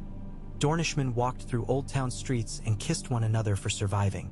Randall Tarley did not attend the feast. He sat beneath his own canvas listening to the sea, which made less noise than men. Stannis stood on a quay and looked at his ships with the expression of a father whose children have been ill-mannered but teachable. Jon Arryn slept in a chair for an hour and woke to the knowledge that he had saved the realm a year of waste and bought it a year of illusions. Both would serve. Robert loved his own voice and sang until even he trailed off, satisfied. Oberyn walked with Elia along the quay where nets hung like drapes drying. He was quieter than celebration demanded. She pressed her shoulder to his and let the silence be part of the talk. "Does it taste like victory?" she asked at last. "It tastes like something we cooked together," he said. "It tastes of salt. It tastes of almost." His smile was quick and private. "And yet, yes, it tastes of justice enough to be called by the name. Elia has her day." "Is that enough?" Elia asked. "It is more than I thought the world would give without screaming first," he said. He leaned down and kissed her, a kiss that tasted only of them. When they parted, he murmured, "Tyenne's letter landed as it needed to. If I were a better man, I would be sorrowful at the thought of giving our enemies to a parchment. But I am not better. I am merely our man." He rose early next day and found Dorne sitting with Hota in a small court that an old town lord had offered them, the stones warm and the air smelling of rosemary. Dorne's foot rested on a cushion. He had a lemon and a knife. The peel came away in one long compliant ribbon. "I should have expected you," Dorne said, without looking up. "I could not sleep," Oberyn said. "You never could. As a child," Dorne murmured. "You always wanted the night to be persuaded to be day." "It listened today," Oberyn said, and then, "We did it, brother." Dorne's hand paused. "We did a portion," he corrected gently. He looked up, and the fondness in his face was undimmed by caution. "You have given me years to work in. You have given our children a feast to remember. You have given Elia a stone with her name on it that is not a grave. You are not often a patient man, Oberyn. Today you have made patience into a sword." Oberyn laughed. "And you," he said, "have made a sword into a chair. It looks well on you." They went home by sea because the sea had decided to forgive them. In Planky Town they disembarked to a riot of color. The dyers had outdone themselves in gratitude to the winds. The first crates off the boat contained oranges, and the men unloading them cried, and then laughed at their own tears, and then sang. The second crates contained books. Dorne had purchased volumes in Old Town, histories and poetry, treatises on wells, the last 2 guild masters' paper on the seeding of stone in thin soils. He set them aside with the care one affords to weapons that need oiling. The water gardens received them as a man receives a hand he knows will fit in his. Children came like birds.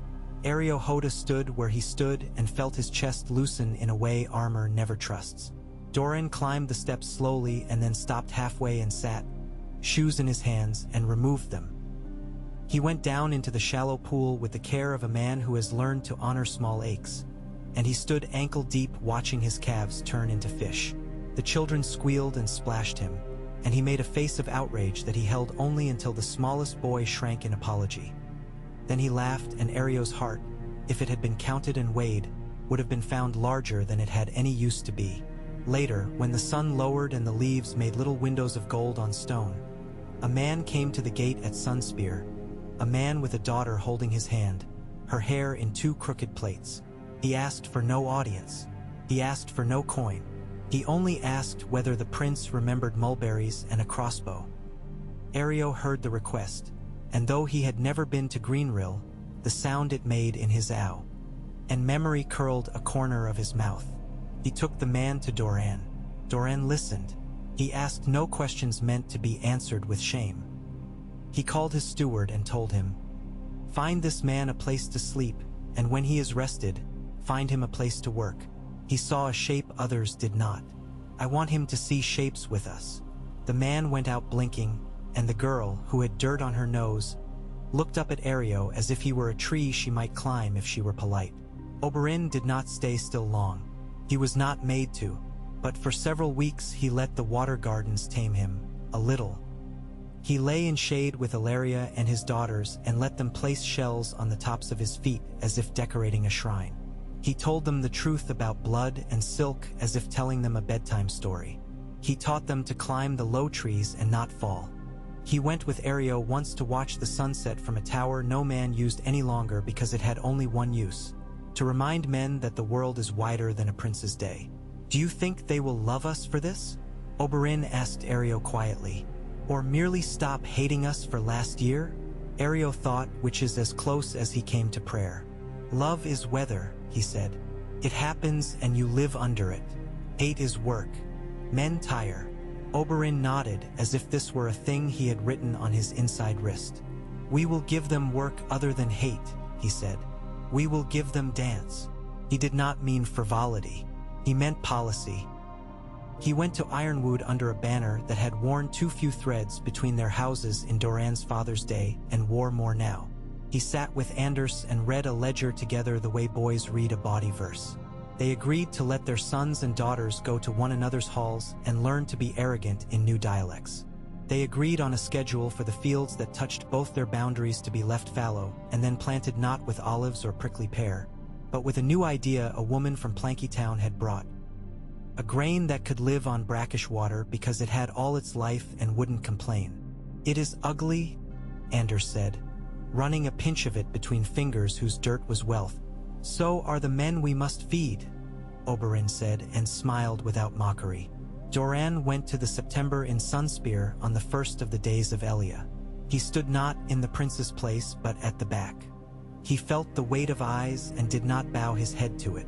He bowed his head for Elia alone. He let the old Septon's voice pour the words over him, words written by men who had not loved his sister but had learned, late, how to shape their mouths to honor what she had been. When the service was done, he went home and sat with a lemon and a knife and shed no tears because his body had chosen to keep his water. But the place in him where tears would live grew at once emptier and more full. A raven came 2 weeks later with a message that was not wrapped in silk or flatterers. It came from Storm's End, from Stannis Baratheon, whose handwriting could anchor a small ship. It said, "We will inspect your ships with less zeal if your ships stop trying to be clever. Tell your captains their cleverness wastes my time. The king has said I am to return. I do not argue with the king because it is a waste of my time. If you are sensible, you will not waste yours." Doran smiled. He wrote back, "Our ships will endeavor to stop using oil as a vocabulary. Your return is the first time a blockade lifts quicker than a man's temper. Send me your master of ships notes on hull patches. We will pay." Stannis did not answer. He kept the letter. One night during a storm he read it and frowned as if the words had been a mutiny at sea and he had suppressed it. Tywin Lannister did not forgive, but he adapted, which is the stronger skill. He went home to Casterly Rock and arranged his papers. He slept less and sharpened something inside himself that had never been dull. He walked the corridors of the rock at night and counted his ancestors without speaking to them. He sent men out with instructions he did not write down. He told Kevin where the keys were and did not tell him what he truly felt, which was a thing he had never told anyone. He had done what he had had to. He would do it again. He would outlast. In King's Landing, hundreds of small kindnesses were done in Elia's name by people whose names no one wrote down. A woman brought another woman bread.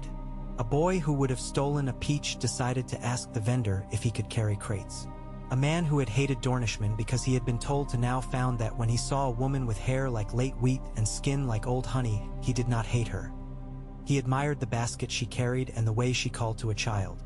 Jon Arryn went to the Great September on the first day and stood where he thought no one would notice him. A girl noticed him and asked him if he had ever tasted a pomegranate cold from the well. He said no. She brought him one. He ate it and the juice ran down into his beard, and he laughed silently and thought he had not laughed in some while. Robert proclaimed the second day a feast and tried to restrain himself and failed in the way men love him for. All the while, the letter in Doran's sleeve lay in its box on a shelf in his private room, wrapped in a strip of cloth that had belonged to Elia when she was a girl. Ario dusted the box with a care that would have shamed a jewel thief. Doran did not write back to Illyrio. He sent a ship to Lys with no letter on it and a hold full of planks and food and a man who knew how to look at men who lie. The ship returned with bolts of cloth and an idea. It returned with a second letter whose seal had been plain by choice, said less and meant more. It suggested that later had not been cancelled by victory. Doran set it beside the first and looked at them both as a man looks at maps of countries he may one day claim or avoid. Winter was not yet coming. The heat wrote itself over and over in the air. Oberyn rode the marches and kissed babies and women and a few men who kissed him back brazenly and then laughed. He came to Greenrill once without his cloak and sat beneath the same mulberries. The crossbowman came, too, his daughter taller, her plates more sure. "Have you come to take him, prince?" The man asked with a smile that knew the answer. "No," Oberyn said. "I have come to ask you what you see." "I see that men are less dangerous when they are fed," the man said, "and more dangerous when they are afraid." "Then we will feed and comfort," Oberyn said, "and we will fight hunger and fear like bandits. Will you make a song for your daughter's wedding one day about the day you kept your crossbow on a prince?" "I will make a song about a prince who made my daughter's mulberries taste sweeter," the man said. They laughed, and the mulberries shed a few leaves, and the girl, who had dirt on her nose again because some proprieties do not change, grinned at them both and ran to where other children were daring one another to climb higher than their mother's patience. There were still small fires. A Sellsword company tried to coals to embers its way up the stony throat of the Boneway at a time no one expected, and Vaith Fowler's archers wrote a sharp rebuke in black fletching. A band of loyal men to a Marcher house tried to avenge the boy who had not lived to make children and found themselves facing women with jars instead of men with swords, and the jars undid their will without spilling blood. A ship sank because ships sink, and the rumor called it a Lannister curse and sold more dyestuffs in Plankytown as a result. But the passes held, and the sea relented, and the markets learned to talk again without whispering. The year turned. The first days of Elia came and went. The statue in the September in King's Landing had her children in her lap, and there were those who said the sculptor had made the boy a touch taller than he had been because he could not bear the smallness of the shape he had been told to carve. Others said it was perfect. Some brought flowers. Some brought fruit. Some brought nothing and stood a long time and went away different. Dorne wrote less and spoke more. Ario learned the names of a few new children and forgot none.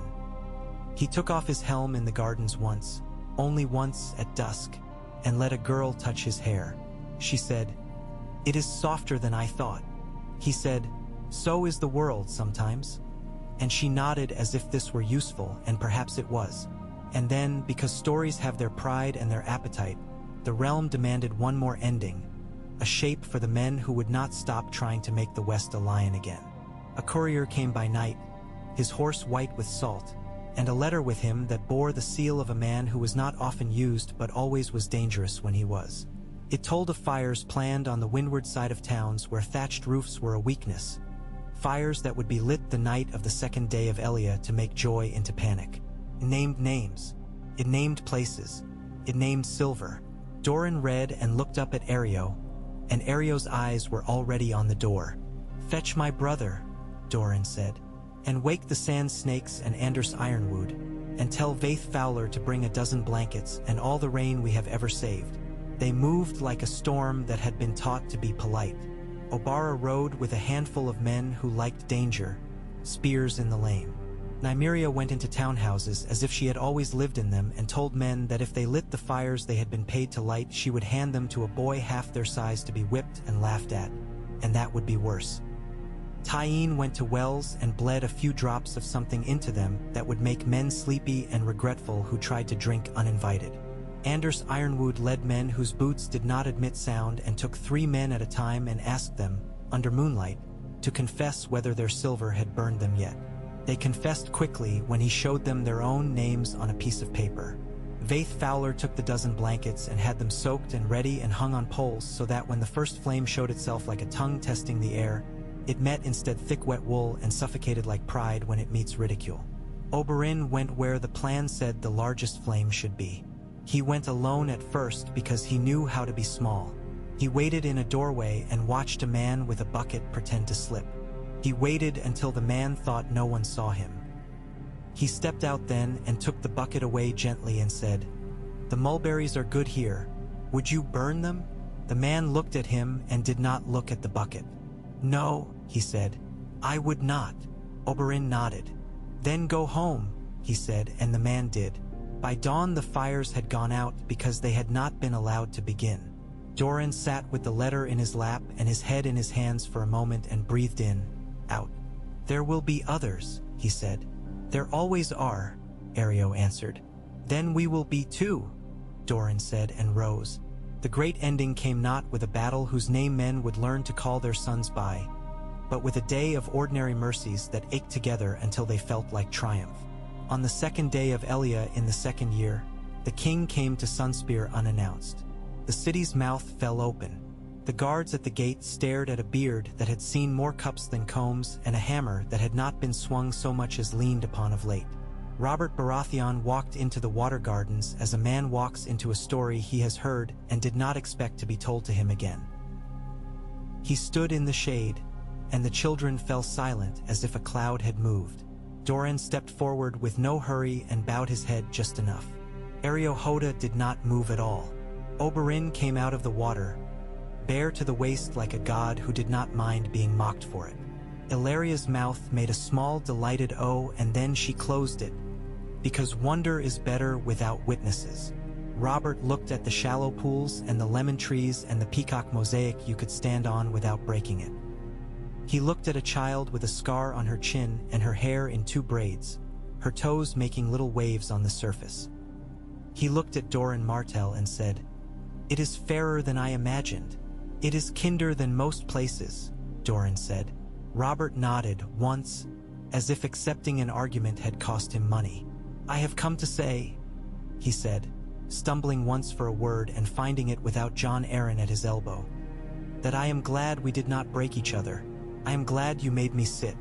I do not often sit without women or wine to steady me. You were my steadiness this once.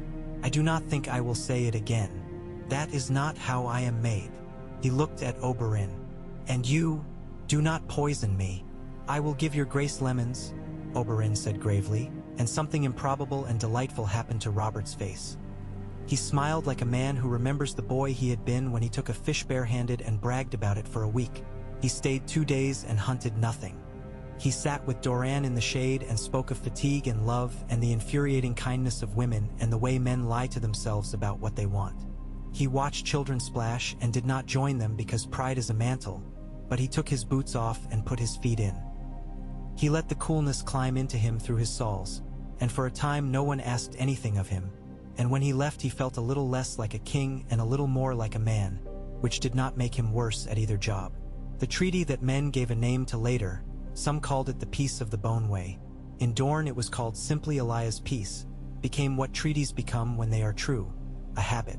The passes breathed, the sea laughed, the markets argued and flirted. Ironwood and Sunspear did not become one, but they became 2 that spoke with a single breath when strangers tried to pull them apart. Mace Tyrell ate and congratulated himself on having wanted what happened. Randall Tarley took a winter's worth of men to drill and made sure they learned how to drink water slowly. Stannis counted and found that, for once, the numbers did not accuse him. Jon Arryn slept a little easier, which is its own kind of miracle. Tywin lived, which some called unjust and others called wise. He grew more silent and did his work with a perfection so hard it could cut. He waited. He would always wait. He would never forgive. In his waiting he made fewer mistakes than his enemies could afford, and more than he himself liked. He sent no more letters that could be read aloud in rooms that smelled of beeswax. In a house in Lys, a fat man took up a piece of roast with his fingers and smiled at a boy who was not yet a man and had the eyes of a man who had seen ships burn and not felt warm for it. He spoke of marriage as if it were spice and of promises as if they were debts paid in a currency that did not exist. Across the sea, in Sunspear, Dorne folded the second letter again and put it away. Not yet, he thought. Not yet, but not never. On a late afternoon when the heat had learned subtlety, Dorne took off his shoes and walked into the pool. The children parted for him like small fish will part for a swimmer they trust. Elia stood with his halberd planted and watched, smiling with his whole frame though his mouth did not move much. Oberyn crossed and stood knee-deep and bowed, elaborate and irreverent both, making Elia laugh. Dorne lifted his cooled hand and set it on Oberyn's cheek for just a moment, an old gesture from a time before either of them had been told to be anything but brothers. "We are not finished," Dorne said. "We are not," Oberyn agreed. "We are where I can do what I am good at," Dorne said, "and you where you are the same. Let us be thankful the realm has room for both kinds of men." "The realm," Oberyn said, looking around at the children, the lemon trees, the tolerant sky, is a woman with a temper. Today she is pleased with us. Then let us not anger her, Dorne said. They stood and let the water do its work. Elia waded in and took Oberyn's hand. The sand snakes shrieked and tried to splash Elia, and Elia let them, and the droplets moving over the liveried leather looked like polished coins. A girl with dirt on her nose and her hair in 2 straight braids watched Dorne with frank admiration. He bowed to her, prince to citizen, as he always would. When the sun lowered, the shadows of the orange trees made a lace on the stone. A breeze came from the sea smelling of salt and the possibility of other places. Dorne turned his head slightly and listened to it the way some men listen to praise. He could feel, far away and faint but real, the passes breathing steadily, in and out, the way sleeping giants do when they are not troubled by dreams. He could feel the engine of a city across the water making plans that did not yet concern him. He could feel the weight of the letter in its box, not heavy exactly, simply present, like a promise that does not coerce. "Elia," he said. "My prince," Elia answered. "Tomorrow," Dorne said, and he meant 100 tomorrows and one. "We will plant more trees."